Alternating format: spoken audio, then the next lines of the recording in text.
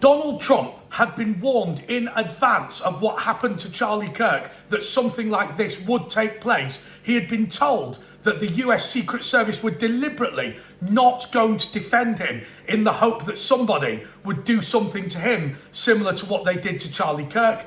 And indeed, he put private sector security from BlackWater surrounding the US Secret Service to ensure they were doing the job that they were meant to do. This is a video about the way that the establishment and their friends in the police and the security services are deliberately not doing the job that they are supposed to do, defending politicians, because they hope that the political left will take action against them. Apologies that in this intro I've used several euphemisms. As we get into the video, we'll get a little bit more serious, but unfortunately, YouTube get angry if you use the T word, use the M word, you use any of these sorts of words. They get extremely upset indeed. Hello everyone, this is Andre Walker. I want to say to you, please, please, please buy a brand new book by a guy called Shane Clarke. He's a viewer of this channel and a supporter and member of the Patriots Club. It's called Born Again, and it is a book about how a middle-aged man dies and then is reborn as himself with all of his experiences, all of his knowledge, but obviously he comes out of a womb as a baby, and all the experiences that he has in a new childhood, having been peppered by his existing life. Link is in the description. Please help our friend from the Patriot Fund by buying the book from Amazon. Thank you so much.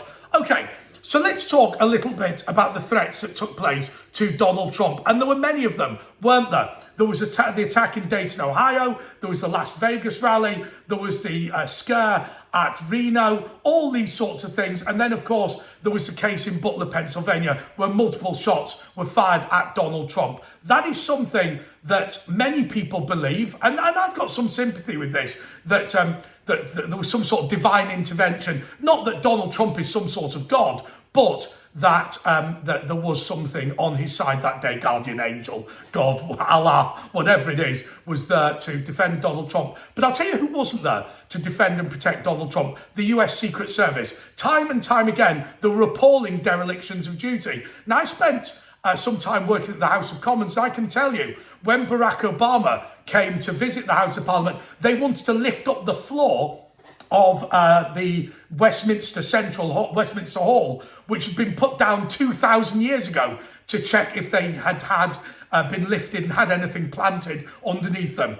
Each stone apparently weighs about 5 to 10 tons, and they were proposing to lift the floor anyway. That is the level of scrutiny that the US Secret Service went to under Barack Obama. Of course, those days are gone now. And can you imagine a situation whereby there is such concern about the protection of the President of the United States of America from his own security, that in fact he has security from BlackWater, apparently paid for by Elon Musk, circling round the US Secret Service, because even if they don't do their job, BlackWater private security will do it for them. Now, we've seen a lot of attacks recently, haven't we? And the Charlie Kirk one was particularly egregious. I have to say, I agree with the fact that we've kept the video of that online so people can see what a gunshot wound does. Absolutely appalling. I have to say, when people were saying he was fighting for his life, I never believed that he had a chance at all. But I'm no medic. I'm glad the medics made an effort anyway. But what we now need to worry about in this country and the United States of America is what the police and the security services are doing to protect our politicians. We are heading towards a general election in which Nigel Farage is highly likely to become the next Prime Minister, but only if he lives until the election is called and until he gets sworn in. Yeah. Does he get sworn in? It's actually called kissing hands with the monarch, but nonetheless, can you imagine kissing the fingers of King Charles? Okay, but until he gets effectively sworn in. Well, what's going to happen if they are deliberately remiss? We've seen it before with milkshake incidents. We've seen it before with people throwing rocks. We've seen it before with people attacking Donald Trump and indeed attacking Nigel Farage and, of course, killing Charlie Kirk. I worry that what Eric Prince said to Donald Trump is in fact true. And I've got this from a source who is close to Donald Trump. What Eric Prince said is, look, you don't have to worry about the political left attempting to kill you.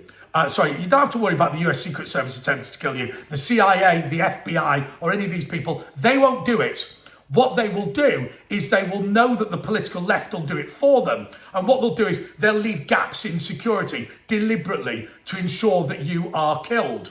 Now, I think that we saw during the campaign multiple examples of that. I mean, as an example, when he was in Pennsylvania, there were people pointing up going, that guy's got a gun, that guy's got a gun. Whereas actually, a friend of mine was on the door of the Royal Box at Ascot, and he said, he was one of the guys in the green jackets, he said to the Queen's security when she was alive, hey look, there's something rustling in the trees, and the bloke went, don't worry, that's one of ours. Now, the allegation in Pennsylvania is that the police were unclear where their people were and where their people weren't. That's not the way a serious operation is supposed to be conducted, and that is incredibly dangerous for all of us. And I think there's people who will watch this video who will say, my God, Trump must have known the Charlie Kirk thing was happening, probably didn't know who it was going to happen to, but he knew it was happening. He knew there was a risk to him. He brought in his own private security paid for by Elon Musk, and Nigel Farage is concerned for his security as well. People will say, well, that is a conspiracy theory. Andre, you're a bit of a nutter. That can't possibly be true. Well, hang on a second. Let's just think about the truth of all of this, because we've been accused of conspiracy theories multiple times in the past. Remember when Viscount Monckton, the swivel-eyed loon, just to explain, Viscount Monckton was an advisor to Margaret Thatcher, and he is a guy who's a climate skeptic. I think he used to be the deputy leader of UKIP in Scotland. Well, he has a problem with binocular vision. He's got some sort of stigmatism with his eyes. And every time they showed a picture of him, they deliberately showed him looking very, very cross-eyed, which is not the way he looks in normal life. But anyway, he was presented as the original swivel-eyed loon. He said that the reason that all the trans thing has come about in the United Kingdom is because a foreign intelligence service is deliberately trying to subvert our democracy and undermine our country. Now, when he said it, we assumed he was talking about President Putin. And I'll be honest with you, I think he thought he was talking about President Putin as well. But when it was discovered under Doge that, in fact, USAID was the organisation that was funding Stonewall, that was funding the trans revolution in Britain, it turned out that the United States deep state, much against their own leadership, even under Biden, were deliberately trying to undermine the democracy and family values of Western countries like the United Kingdom. So don't tell me that the deep state won't do it. We now live in a country in Britain, and in the United States of America is similar but not as bad, where democracy is slowly but surely being shoveled out the way in favour of a quangocracy, where you have powerful people allowed to do whatever they want. What was it that Sir Jake Berry said when he was chairman of the Conservative Party? He was dragged in to number 11 Downing Street, where the head of MI5, the head of MI6, the cabinet secretary and all these people said, you've got to have no election and appoint Rishi Sunak as the British Prime Minister, otherwise there'll be trouble. And I said, yeah, but they weren't threatening you personally, were they? He said, yes, they absolutely were threatening me personally. That is the level that we've got to. We've departed so far from a democracy that now people are determined to maintain their own fiefdoms, and they will do it at any cost. They're not going to shoot you. I guarantee they won't. But what they may well do is deliberately avoid helping you in that scenario. We've got to therefore bring back proper independent policing in this country. In the United States of America, I believe that they're already taking steps forward. And I'm going to say this to you. You know, I'm not against my political enemies in the way you might think I am. I'm perfectly willing to argue with them and debate them and disagree with them. What I'm not willing to do is allow us to be in a situation of politics of personal destruction, as Andrew Breitbart described it before he suspiciously died, aged about 40.